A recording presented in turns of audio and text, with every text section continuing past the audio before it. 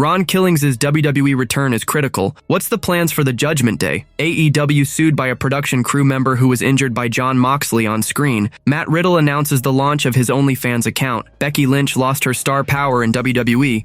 Jacob Fatu's WWE rise is not because of creative.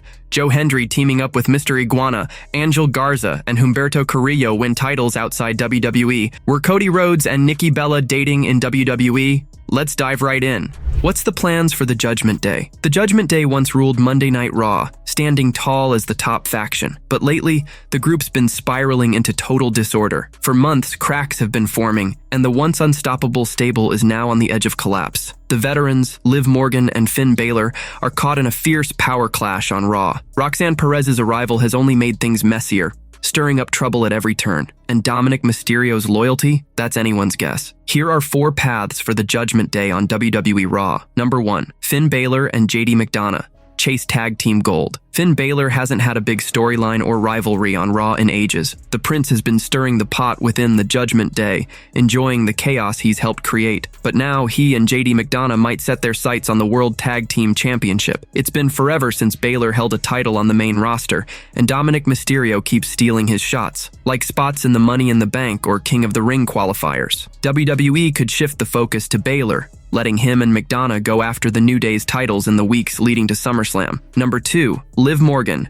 pays for attacking Nikki Bella. Last week on Raw, Liv Morgan crashed Nikki Bella's big return, throwing shade and sparking a heated argument. Things got worse when Morgan tricked Nikki back into the ring and dropped her with an oblivion. Morgan's actions could come back to haunt her on Raw. Nikki might storm back, ready to make Morgan regret her attack. This could set up a showdown between the Miracle Kid and the Hall of Famer at WWE Evolution, with the first sparks already flying. Number 3. Roxanne Perez keeps stirring the pot. Roxanne Perez has been the spark igniting all the drama in the Judgment Day, and everyone knows it. Since joining, she's turned bad into worse. On Raw, the Prodigy could keep playing her mind games, driving a bigger wedge between members. She might try to pull Dominic Mysterio closer, sparking jealousy and tension with Liv Morgan. Perez could also drop hints about how she's been carrying the group, pointing out Morgan's recent failures to keep the faction on top. Number 4. Dominic Mysterio and Liv Morgan's romance crumbles. Dominic Mysterio's been in a tough spot ever since Roxanne Perez walked into the Judgment Day's locker room. The Prodigy's been working her charm,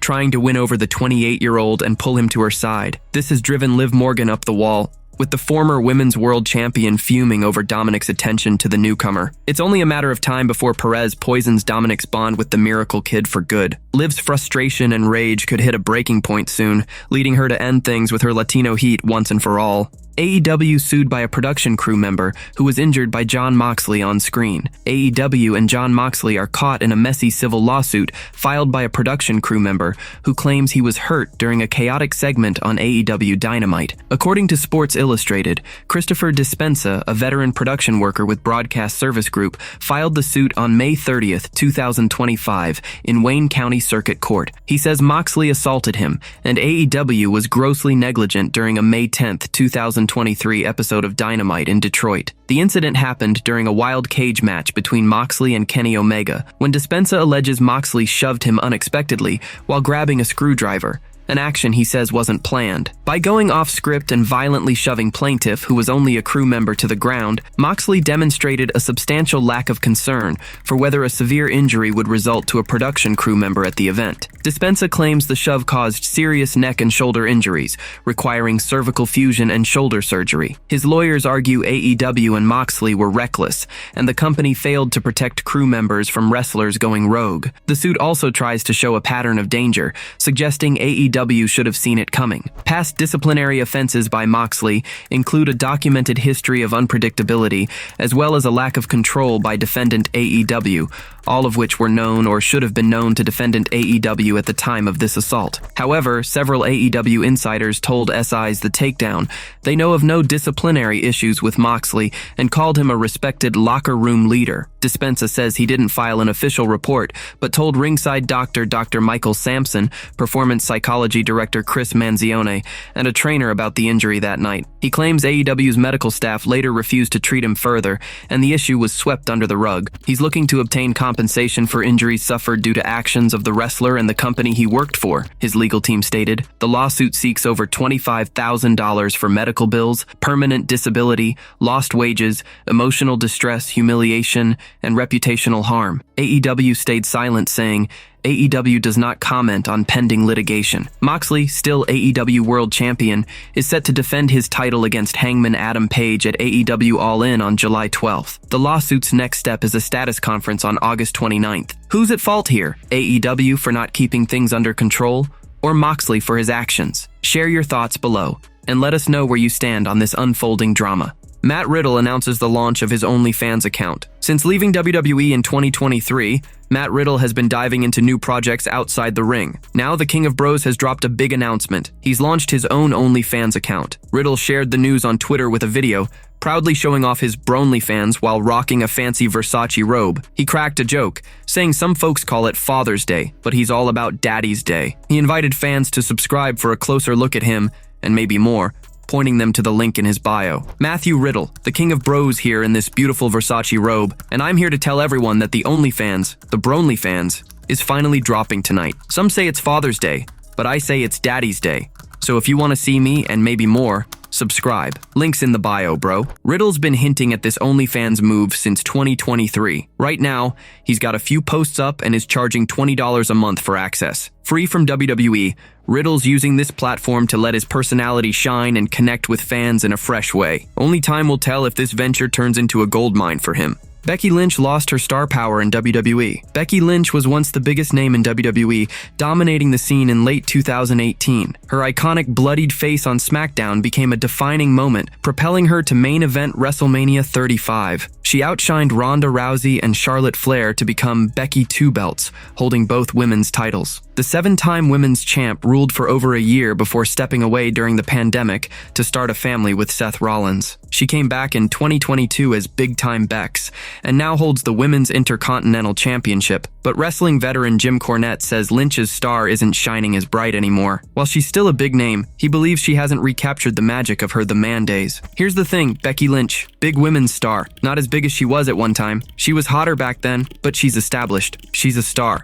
Cornette said. The WWE women's division is stacked, with NXT possibly boasting an even stronger roster. Lynch is still a key player, and her presence is expected to boost the Women's Intercontinental Championship's prestige. WWE announced Sunday that Lynch will grab a mic on Raw to respond to Bayley's brutal attack last week. Lynch was gearing up for a clash with Lyra Valkyria when Bayley struck from behind, getting revenge for Lynch's actions before WrestleMania 41. It'll be a must-watch moment at the Resch Center in Green Bay, Wisconsin, as Lynch speaks out. Bayley, the role model, is also expected to fire back about being sidelined and replaced at WrestleMania. With Night of Champions and Evolution 2 approaching, Lyra Valkyria might be watching closely, ready to make her move.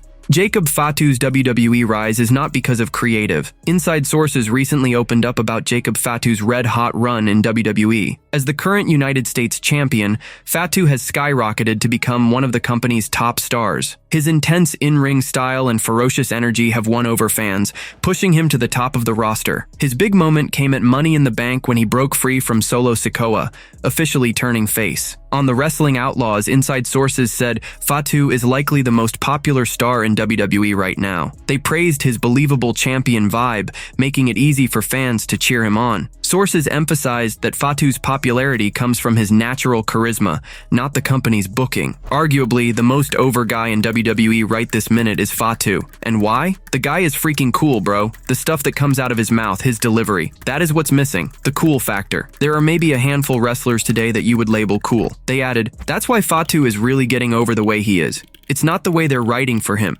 It's not the freaking creative. The guy is just cool. On last week's SmackDown, Jacob Fatu sent a strong message to Solo Sikoa and JC Mateo. He called out Sikoa for trying to use him, and made it clear he no longer needs the street champ. Joe Hendry teaming up with Mr. Iguana. Former TNA World Champion Joe Hendry just dropped a huge hint about teaming up with AAA's breakout star, Mr. Iguana. The luchador turned heads at Worlds Collide in Los Angeles and popped up at Money in the Bank, stealing stealing the show and going viral as a major hit. Joe Hendry's been on fire too, taking the wrestling world by storm since late 2023. His rise helped spark a partnership between TNA and WWE, capped off by his surprise WrestleMania 41 match against Randy Orton. In a post on X, Hendry got fans excited by asking for team name ideas for him and Mr Iguana, who were hanging out backstage at AAA's Triplemania Regia 3 in Monterrey, Mexico. Name this team, Hendry tweeted. At the event, Hendry came up short in a four-way match for the TNA X Division Championship, but Mr Iguana scored a win alongside Niño Hamburguesa and El Fiscal against the Tokyo Bad Boys in a trios match. Hendry grabbed attention with an RKO during his match, a nod to his WrestleMania opponent, Randy Orton. On Insight with Chris Van Vliet, TNA legend James Storm opened up about Hendry's WrestleMania moment, saying it hit him hard in the best way, especially seeing TNA's title on the biggest stage. I actually almost shed a tear, because I was happy for Joe, but I was really happy for TNA. People can say whatever they want to say about, oh, this was not a good look. No, it was a good look. It's the biggest show of the year, and they have another company's belt in shot, Storm said. Hendry lost the TNA World Championship to WWE's Trick Williams at NXT Battleground. Ángel Garza and Humberto Carrillo win titles outside WWE. Ángel Garza and Humberto Carrillo, known together as Los Garza, made waves Sunday night at Triplemania Regia 3rd by snatching the AAA World Tag Team Championship for the first time. In a wild four-way tag team match packed with top stars from WWE, AAA, and TNA, the WWE duo came out on top, marking a triumphant homecoming in their hometown of Monterrey. The thrilling co-main event saw Los Garza outshine the reigning champs, Sanson and Forastero, in a fast-paced battle that also included TNA's Nick and Ryan Nemeth and AAA fan favorites Pagano and Psycho Clown. Each team brought something special, making the match a chaotic, edge-of-your-seat showdown. The moment hit even harder when AAA's Maricela Peña handed the titles to the new champs, as Los Garza soaked in the love from their roaring hometown crowd. This championship win highlights the growing bond between AAA and WWE, following Legado del Fantasma's big victory over AAA talent in a six-man tag at the WWE X AAA Worlds Collide event. With this historic moment, Los Garza have cemented themselves as major players in the ultra-competitive global tag team scene. Ángel and Humberto, representing both WWE and AAA, now sit at the top of one of wrestling's toughest divisions, and their reign is just getting started. In the match, they faced the Nemeth brothers, Nick and Ryan Nemeth, Psycho Clown and Pagano, and the defending champs Nueva Generación Dinamita, Sanson and Forastero. Psycho Clown looked like he'd sealed the win after smashing Forastero through a table with a jaw-dropping Spanish fly, but the Nemeth brothers pulled Psycho Clown out of the ring before the ref could count to 3, sparking a brawl outside. In the chaos, Ángel Garza snuck in a blind tag, and Los Garza hit a perfect tandem slam on Forastero. Ángel covered him for the pin, clinching the titles to a thunderous ovation from the crowd. Were Cody Rhodes and Nikki Bella dating in WWE? Cody Rhodes has become a top WWE star in his second run with the company, but some fans might not recall his earlier days in WWE, where he spent a decade before leaving. With Nikki Bella's recent return to WWE and Liv Morgan throwing shade about her divorce, saying she's got no man, a short video clip from 2013 showing Cody Rhodes and Nikki Bella's on-screen chemistry has been circling online. The truth? No. Cody Rhodes and Nikki Bella never dated in real life. Their 2013 WWE storyline didn't involve romance. Back then, both were in relationships with other people. Nikki was with John Cena, while Cody was dating Brandi Rhodes, who's now his wife. On the June 9th, 2025 episode of Raw, Nikki Bella made her big comeback, hyping up the Evolution 2 Premium Live event and praising the women's locker room. But Liv Morgan crashed the moment, taking a cheap shot at Nikki's divorce, saying she's manless. This could lead to Nikki challenging Liv Morgan and Dominic Mysterio to a mixed tag team match at Saturday night's Main Event 2025, happening July 12th at State Farm Arena, the night before Evolution 2. Nikki might pick Cody Rhodes as her partner, reuniting them on screen for the first time since 2013, which would get fans pumped for the event. That said, this is just a possible storyline, and it'll be exciting to see how Nikki Bella's return plays out as Evolution 2 approaches. Ron Killings' WWE return is critical. A well-known wrestling expert has praised WWE for how they've handled R-Truth's return, transforming him back into Ron Killings. The veteran believes the 53-year-old star is set to make a big impact with this surprising comeback. After fans were furious about his release, WWE brought R-Truth back with a new contract. He quickly dropped the funny guy act, embraced his real name, Ron the Truth Killings, and shocked everyone by cutting his hair, revealing a darker, intense side not seen since 2011. On his drive-through podcast, Jim Cornette raved about WWE's approach to Killings. He was blown away by how a simple haircut got a huge reaction on Raw last week and believes Killings won't let this final run go to waste. He cut braids off his head, and the people started chanting, "Holy sh!" You got a lot of these idiots at all these companies attempting to paralyze themselves, and people are sitting there eating popcorn, and this guy cuts 3 braids off of his head and gets "Holy she" from 15,000 people because they're into it, and now they feel like they've done something. He thanked all of them. He says, "Because of you. You wanted the truth. So they feel like they've got some power," Cornette said. He continued, "He was over to begin with because they liked him, but now he's over more because they feel like they have an emotional investment, a personal investment in him. They've helped get him back,